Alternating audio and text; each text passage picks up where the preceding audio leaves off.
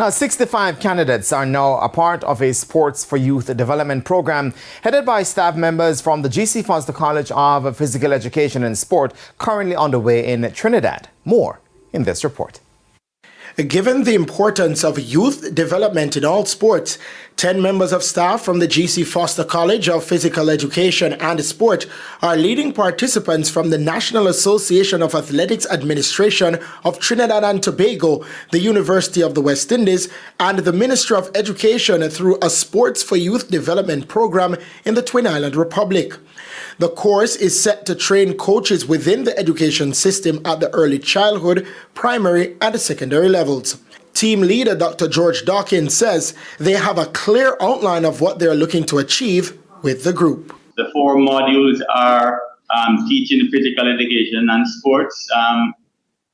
The second module, game skills, and the third, track and field. They're particularly interested in the area of track and field, and that's the emphasis. So we have begun using a training model in terms of providing the theory, demonstration, modeling, practice with feedback, and we intend to go beyond that for impact and sustainability.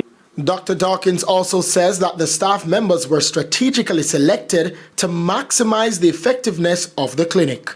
What is particularly advantageous in terms of our 10 trainers is that not only are the trainers experienced and qualified with the technical skills, but they are practitioners in the field. And they are heads of sporting organizations. They have played the game, and so they bring very intimate contextual knowledge to the field.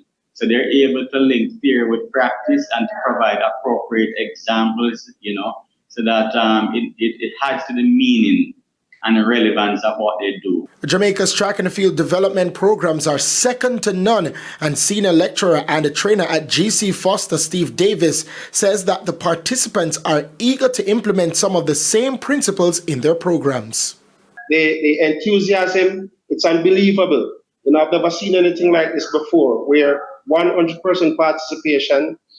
However, they are most curious about the structure that we would have used in Jamaica from the early childhood level right up to the secondary level. And we are having discussions with them and giving pointers and making suggestions. It's not for us to change, but to make suggestions as to the way that they could get best practices and more participation out of their school programs. The program began on August 15 and will run until August 30. Christopher Scott, TVJ Sports.